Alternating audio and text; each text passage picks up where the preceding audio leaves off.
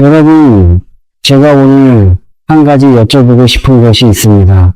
여러분은 분명 누구보다 열심히 살아오셨을 것입니다. 이른 아침부터 늦은 밤까지 쉬지 않고 움직이셨을 것입니다.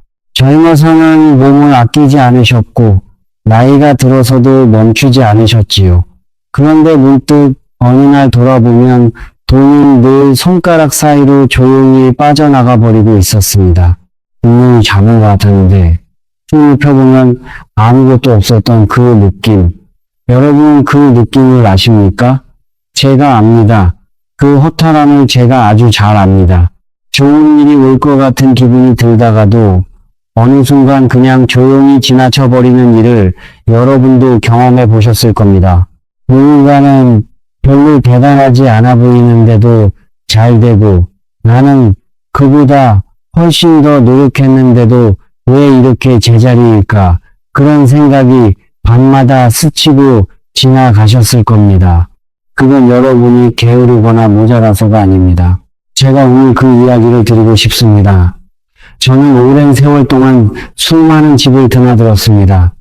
어떤 집은 들어서는 순간부터 기운이 살아있다는 느낌이 났습니다. 공기가 달랐습니다. 빛이 달랐습니다. 그 집에 사는 사람들은 딱히 무언가 특별한 일을 하지 않아도 자연스럽게 일이 풀리고 웃음이 끊이지 않았습니다. 반면 어떤 집은 들어서자마자 무거운 느낌이 들었습니다. 막혀있는 느낌. 그 집에 사는 분들은 아무리 애를 써도 무언가 늘 한 걸음이 모자란 것처럼 꼭 마지막에서 무너져 내리는 것처럼 그런 삶을 살고 계셨습니다. 제가 오랫동안 지켜보며 깨달은 것이 하나 있습니다. 하나는 게으름의 문제가 아닐 때가 많다는 것입니다. 부지런함의 문제가 아닐 때가 많다는 것입니다. 집안에 흐르는 기운이 막혀 있을 때 사람도 함께 막혀버립니다.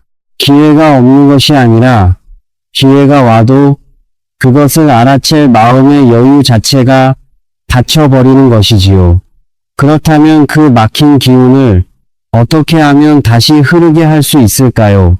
여러분, 우리 조상님들은 오래전부터 그 답을 알고 계셨습니다. 거창하고 복잡한 것이 아닙니다. 어느 집이든 부엌 한쪽에 한두 병쯤은 있는 소주 한 병, 그 소주 한 병을 어디에 두느냐에 따라 집 안으로 재물이 들어오기도 하고 들어온 재물이 다시 흩어져 나가기도 한다는 사실을 오늘 제가 여러분께 나눠드리고 싶습니다. 오늘 이 이야기가 여러분의 마음에 조금이라도 닿으셨다면 지금 곁에 계신 소중한 분들과 함께 나눠주십시오. 그리고 댓글에 지금 여러분의 살림살이가 어떻게 막혀 있는지 조용히 한 말씀만 남겨주십시오.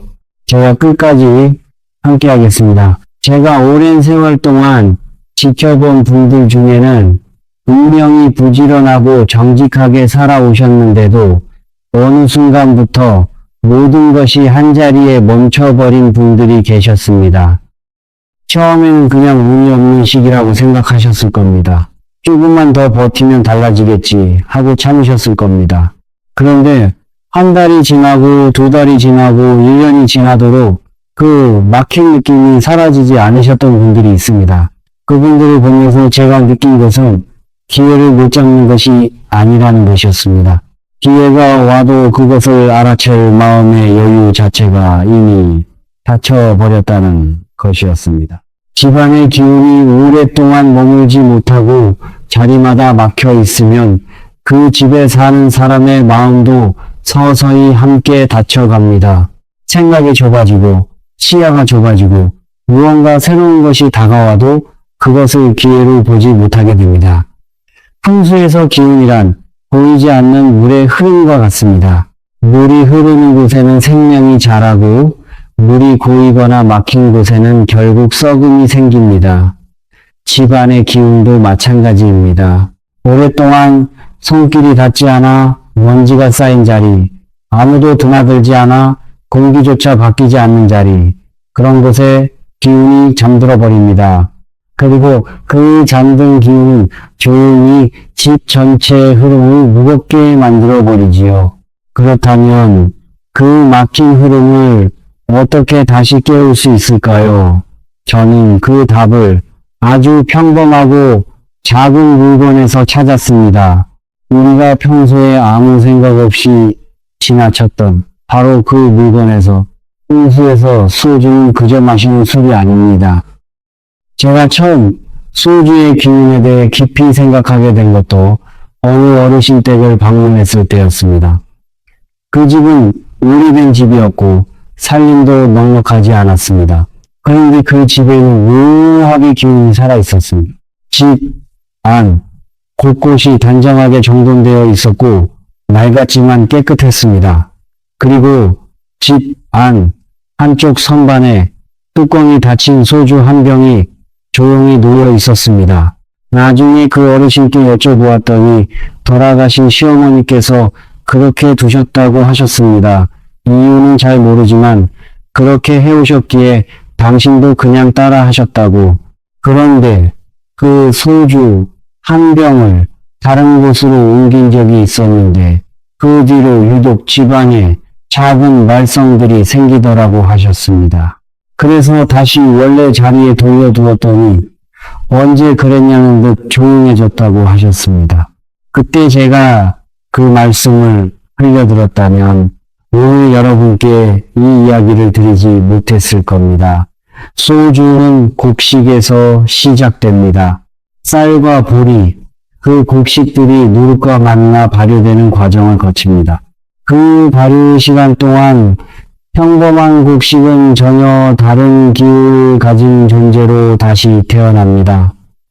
풍수의 눈으로 보면 이것은 단순한 화학작용이 아닙니다. 땅의 기운과 물의 기운과 시간의 기운이 한데 모여 새로운 힘을 만들어낸 것입니다. 물이 잔잔히 고여 안정을 주는 기운이라면 소주는 안에서부터 스스로 움직이고 퍼져나가는 기운을 가지고 있습니다. 잔에 소주를 조금만 따라도 그 향이 금세 방 안 가득 번져나가지 않습니까? 그 향처럼 소주의 기운은 막혀있는 자리를 조용히 흔들어 깨우고 사람과 사람 사이에 쌓인 보이지 않는 벽을 허물어 줍니다. 물은 이미 있는 것을 지켜주는 기운이고 소주는 멈추어 있는 것을 다시 움직이게 하는 기운입니다. 그래서 풍수에서 이 둘은 서로 다른 역할을 가집니다. 상황에 따라 필요한 기운이 다르고 소주는 특히 정체되어 있는 흐름을 깨울 때 그 힘을 발휘합니다. 옛 어른들은 귀한 자리마다 반드시 술을 올리셨습니다. 새가게를 열 때, 중요한 거래가 이루어지는 자리에, 새 집에 처음 들어서는 날, 오랫동안 풀리지 않던 일을 다시 시작하는 자리에, 그것은 단순한 관습이 아니었습니다. 마음과 마음 사이의 벽을 허물고 새로운 흐름이 시작되기를 바라는 마음을 담은 의식이었습니다. 그 지혜가 수백 년을 이어져 내려온 데에는 분명한 이유가 있습니다. 우리 조상님들은 경험으로 아셨습니다. 술을 올리는 그 자리에 기운이 모이고 인연이 깊어지고 일이 풀린다는 것을. 그렇다면 소주를 어디에 두어야 할까요? 여러분, 여기서 제가 드리고 싶은 말씀이 있습니다. 소주는 이미 활기차고 기운이 살아있는 곳에 두어서는 안 됩니다. 소주의 힘은 막혀있는 곳, 잠들어 있는 곳에서 비로소 제대로 발휘됩니다. 제가 여러 집을 다니면서 가장 먼저 살피는 것 중 하나가 바로 서쪽입니다. 풍수에서 서쪽은 하루가 마무리되는 방향, 결실이 거두어지는 방향입니다. 해가 지는 자리이기도 하지요. 이미 이루어 놓은 것들이 더 크게 불어나기를 바란다면 서쪽이 그 기운을 품어줍니다. 서쪽은 수확의 방향입니다. 봄에 씨를 뿌리고 여름에 가꾸어서 가을에 거두어들이는 그 방향. 이미 여러분이 땀 흘려 이루어 놓은 것들이 있다면 그 결실을 더 크게 불려달라는 마음을 서쪽에 담는 것입니다. 다만 직접 햇빛이 강하게 닿는 자리는 피하시는 것이 좋습니다. 햇빛이 직접 닿지 않는 서쪽의 선반위 혹은 장식장 위가 좋습니다. 그곳에 소주 한 병을 조용히 올려두십시오. 그것은 이미 여러분이 이루어 놓은 것들을 지키고 더 크게 키워달라는 말 없는 청원과 같은 것입니다. 그 다음으로 제가 주목하는 곳은 잘 쓰지 않는 방이나 창고 입구입니다. 집안에서 발길이 거의 닿지 않는 자리들이 있습니다. 오래전에 물건을 넣어두고는 잊어버린 창고, 언제부터인가 아무도 들어가지 않는 방, 그런 자리는 기운이 고여서 잠들어버린 곳입니다. 흐르지 않는 기운이 쌓인 곳이지요. 그 입구에 소주 한 병을 두십시오. 마치 오래 닫혀있던 창문을 살짝 열어 신선한 바람을 들이는 것처럼 소주의 기운이 그 막힌 자리를 조용히 흔들어 깨웁니다. 제가 아는 한 분이 계셨습니다. 7개월째 금전 흐름이 막혀서 답답해 하시던 분이었습니다. 마음도 지쳐 계셨고 무슨 일을 해도 마지막 고비에서 무너지곤 했습니다. 그분 댁을 방문했을 때 제가 창고 앞을 지나치다 멈추었습니다. 창고 앞에 오래된 물건들이 쌓여 있었고 공기가 무거웠습니다. 제가 창고 입구를 청소하고 소주 한 병을 조용히 두어 보시라고 말씀드렸습니다. 특별한 의식이 아니었습니다. 그냥 그 자리를 정리하고 소주 한 병을 올려두는 것이었습니다. 그분이 그렇게 하신 뒤로 몇 주가 지나지 않아 몇 달째 답이 없던 일이 풀리기 시작했다고 하셨습니다. 오래된 인연이 다시 연락을 해왔다고도 하셨습니다. 그것이 소주 때문이었는지 아니면 그 자리를 정리하는 과정에서 마음이 바뀌었기 때문인지 저는 단정하지 않습니다. 다만 분명한 것은 막혀있던 무언가가 다시 움직이기 시작했다는 것입니다. 또 하나, 서재나 작업실의 책상 한쪽 모서리도 제가 주목하는 자리입니다. 생각이 오래 멈춰있는 곳, 계획을 세웠다가 그 계획이 진전되지 않아 답답함이 쌓이는 자리, 그 책상 모서리에 소주 한 병을 두는 것은 멈춰버린 흐름을 다시 움직이게 해달라는 마음을 담는 것입니다. 어떤 분은 오랫동안 손을 못 대고 있던 일이 있으셨는데 책상 모서리에 소주 한 병을 두고 나서 처음으로 그 일에 다시 손을 뻗게 되었다고 하셨습니다. 기운이 이렇게 작동합니다. 큰 변화가 한 번에 오는 것이 아니라 작은 움직임이 시작되면서 그것이 서서히 흐름을 만들어 갑니다. 그런데 여러분, 좋은 기운도 자리를 잘못 만나면 오히려 흩어져 버립니다. 소주를 두어서는 안 되는 자리가 있습니다. 이것을 알고 계셔야 합니다. 아이 방에는 절대로 두지 마십시오. 아이가 자라는 공간은 성장의 기운, 가능성의 기운이 조용히 머물러야 하는 자리입니다. 그 자리에 강한 발효의 기운을 들이면 오히려 그 섬세한 균형이 흔들릴 수 있습니다. 아이의 공간은 늘 맑고 조용한 기운으로 채워져야 합니다. 남쪽 창가, 특히 강한 햇볕이 종일 쏟아지는 자리도 피하십시오. 소주의 기운은 안정된 그늘 속에서 서서히 퍼져나갑니다. 강한 양기 아래에서는 그 기운이 금세 소진되어 버립니다.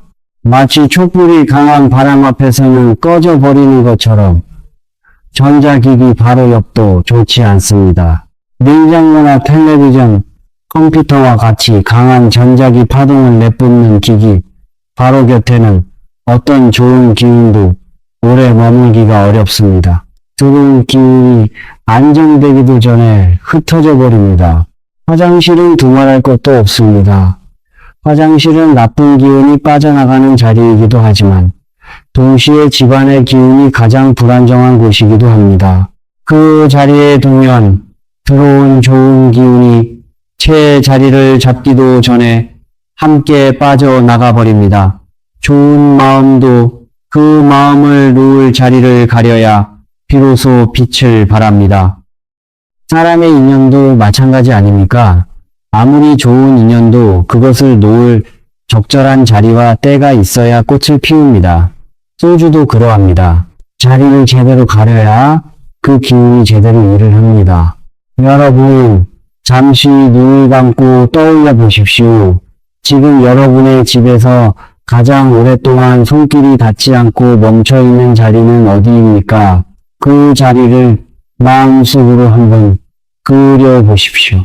그 자리가 바로 지금 여러분의 집에서 기운이 가장 조용히 잠들어 있는 곳입니다. 이제 소주만의 이야기를 조금 더 깊이 드리겠습니다.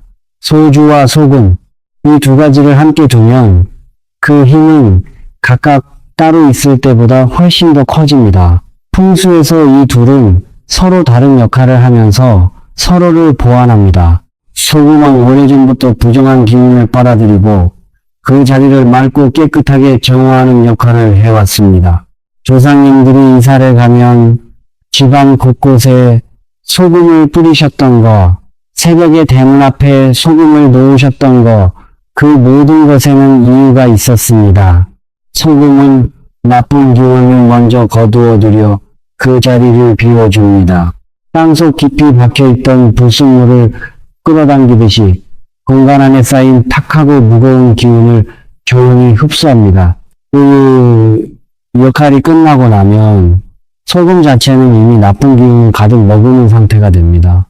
그래서 때가 되면 반드시 새 것으로 바꿔주어야 합니다. 소주는 그 다음 역할을 합니다. 소금이 자리를 맑게 청소해 준 뒤 소주는 그 맑아진 기운을 집안 곳곳으로 퍼뜨립니다. 마치 방 안의 먼지를 깨끗이 쓸어낸 다음 창문을 활짝 열어 바람을 들이는 것과 같습니다. 청소가 먼저이고 환기가 그 다음입니다. 소금이 청소라면 소주는 환기입니다. 이 두 가지가 함께 있을 때 공간은 비로소 맑아지고 동시에 살아납니다. 이 두 가지를 함께 두기 좋은 자리가 있습니다. 현관문을 열었을 때 정면으로 보이는 높은 선반위가 좋습니다. 집에 들어오는 기운이 가장 먼저 닿는 자리이기 때문입니다. 그곳에 소금 작은 그릇과 소주 한 병을 나란히 두십시오. 눈에 크게 띄지 않아도 괜찮습니다. 오히려 조용하고 단정한 자리가 더 좋습니다. 집으로 들어오는 모든 기운이 그 자리를 지나며 정화되고 활성화됩니다. 중요한 서류를 두는 자리 곁에 두는 것도 좋습니다. 예약서, 통장, 중요한 편지들이 있는 자리, 그 옆에 작은 소금 그릇과 소주 한 병을 두면 그 중요한 것들이 머무는 자리의 기운이 안정됩니다. 중요한 결정이 이루어지고 중요한 인연이 맺어지고 중요한 기회가 머무는 자리를 맑고 활기차게 유지하는 것이지요. 손님을 맞이하는 자리 한쪽도 생각해 보십시오. 거실에서 손님이 앉는 방향의 한쪽 선반 위 그 자리에 이 두 가지를 두면 찾아오는 손님과의 인연이 더 따뜻하게 이어지고 그 인연이 좋은 흐름을 만들어내기도 합니다. 그런데 여기서 한 가지 반드시 지키셔야 할 것이 있습니다. 소금이 습기를 머금어 눅눅해지면 지체 없이 새 것으로 바꿔주십시오. 눅눅해진 소금은 이미 나쁜 기운이 가득 흡수한 것이니 그 소금을 그대로 두는 것은 오히려 좋지 않습니다. 깨끗이 버리고 새 것으로 바꾸십시오. 소주도 마찬가지입니다. 계절이 몇 번 바뀔 때쯤 새 병으로 바꿔주십시오. 정갈함이 곧 기운이 머무는 자리입니다. 이것은 집안을 청소하는 일과 다르지 않습니다. 마음을 청소하는 일과도 다르지 않습니다. 오래된 것을 비워내고 새 것을 받아들일 준비를 하는 것. 그것이 기운이 흐르는 가장 기본적인 원리입니다. 오래된 것을 비우지 않으면 새로운 것이 들어올 자리가 없습니다. 이것은 물건의 이야기만이 아닙니다. 오래된 원망을 비우지 않으면 감사가 들어올 자리가 없고 오래된 두려움을 비우지 않으면 새로운 용기가 들어올 자리가 없습니다. 술과 소주를 정기적으로 바꾸는 일은 결국 집안을 정갈하게 하는 일이면서 동시에 마음을 정갈하게 하는 연습이기도 합니다. 자리를 바꾸고 나면 변화는 처음에 아주 작은 신호로 찾아옵니다. 갑자기 모든 것이 달라지는 드라마 같은 일은 좀처럼 일어나지 않습니다. 그 작은 신호들을 알아채는 것이 중요합니다. 조용하던 집안의 웃음이 조금 더 늘어납니다. 가족끼리 나누는 이야기가 조금 더 따뜻해집니다. 이것이 첫 번째 신호입니다. 집안의 기운이 부드러워지기 시작했다는 뜻입니다. 오랫동안 발길이 뜸하던 지인이 불쑥 연락을 해옵니다. 오래된 친구가 갑자기 생각났다며 전화를 해옵니다. 이것이 두 번째 신호입니다. 인연의 흐름이 다시 살아나기 시작했다는 뜻입니다. 먼저 연락을 드려야 한다고 생각만 하셨던 분들이 오히려 먼저 손을 내밀어 오기 시작합니다. 오래전에 부탁드린 일이 갑자기 답이 옵니다. 이것이 세 번째 신호입니다. 바깥의 흐름이 여러분에게 다시 향하기 시작했다는 뜻입니다. 그리고 몇 달째 아무런 진전이 없던 일이 어느 날 갑자기 풀리기 시작합니다. 잊고 있던 돈이 뜻밖의 경우로 들어오기도 합니다. 기다리던 소식이 예상치 못한 방향에서 들려오기도 합니다. 이것이 네 번째 신호입니다. 이것은 우연이 아닙니다. 막혀있던 흐름이 다시 돌기 시작했다는 아주 조용하지만 분명한 신호입니다. 기운이 흐르기 시작하면 사람도 움직이고, 사람이 움직이면 일도 움직이고, 일이 움직이면 돈도 따라 움직입니다. 이것이 풍수가 말하는 흐름의 원리입니다. 다만 여러분, 한 가지만 부탁드리겠습니다. 이 신호들을 억지로 찾으려 하지 마십시오. 찾으려고 애를 쓸수록 오히려 보이지 않습니다. 그냥 자리를 정갈하게 하고 소금과 소주를 정성껏 두고 그 기운 흐름에 맡기십시오. 기운은 여러분이 억지로 잡으려 할 때가 아니라 여러분이 편안히 열려있을 때 자연스럽게 흘러 들어옵니다. 여러분, 제가 오늘 드린 이야기는 사실 소주 한 병에 관한 것이 아닙니다. 소주는 그 이야기를 전달하기 위한 매개일 뿐입니다. 제가 오늘 정말 드리고 싶었던 이야기는 멈춰있던 자리를 다시 들여다보는 것에 관한 것입니다. 우리는 살다 보면 어느 순간부터 당연히 그런 것이라고 생각하고 손을 놓아버리는 자리들이 생깁니다. 저 방은 원래 잘 안 쓰는 방이야. 저 선반에는 원래 아무것도 안 두는 거야. 저 창고는 원래 그냥 두는 거야. 그렇게 한번 손을 놓고 나면 그 자리는 서서히 집안의 흐름에서 잊혀집니다. 그리고 그렇게 잊혀진 자리들이 모이면 결국 집 전체의 기운이 무거워집니다. 작은 변화의 의도를 담는 것, 그 마음이 기운을 깨웁니다. 소주 한 병을 정성껏 골라 조용한 서쪽 선반에 올려두는 그 행동 안에는 저는 이 집에 다시 흐름이 돌기를 바랍니다. 라는 마음이 담겨 있습니다. 그 마음이 기운을 부릅니다. 기운은 늘 준비된 곳 알아 흐릅니다. 비어있는 그릇에만 물이 담기듯이 흐름을 받아들일 준비가 된 자리에만 기운이 들어올 수 있습니다.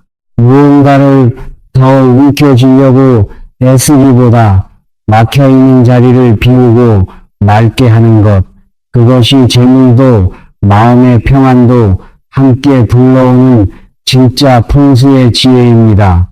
세상에서 가장 어리석은 일이 있다면 그것은 이미 가득 찬 그릇에 더 담으려 애쓰는 것입니다.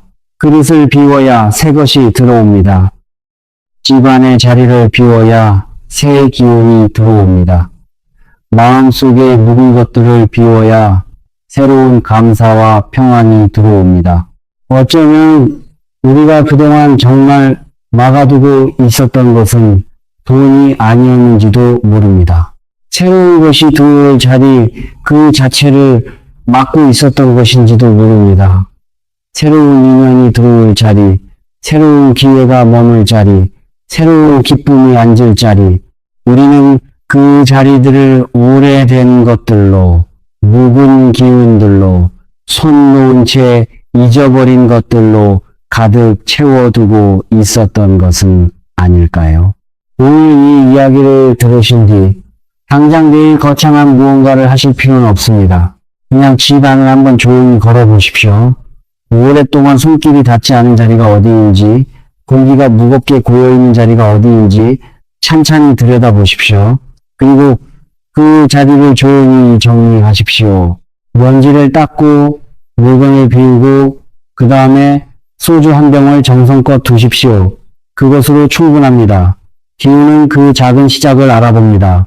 마치 잠을 청하려고 애를 쓸수록 잠이 달아나듯이 기운도 너무 강하게 붙들려 하면 오히려 빠져나가 버립니다. 자리를 마련하고 의도를 담고 그 다음은 기다리는 것. 그것이 풍수를 실천하는 사람의 마음가짐입니다. 억지로 불러들이는 것이 아니라 오게끔 준비하는 것. 이것이 전부입니다. 오래 살면서 느낀 것이 있다면 삶에서 가장 좋은 것들은 대부분 이런 식으로 왔습니다. 눈을 애쓰지 않았을 때, 손을 활짝 펴고 있었을 때, 그때 비로소 좋은 것들이 조용히 다가왔습니다. 오늘 이 영상을 여기까지 함께 해주신 여러분께 제가 진심으로 감사드립니다.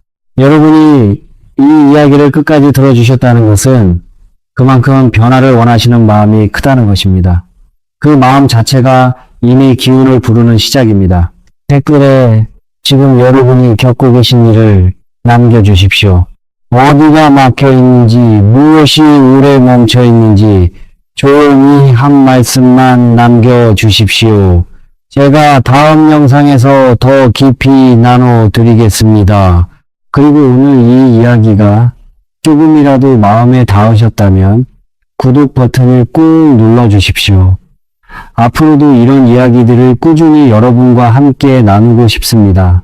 여러분의 집안에 그리고 여러분의 마음 안에 다시 맑은 기운이 흐르기를 진심으로 바랍니다.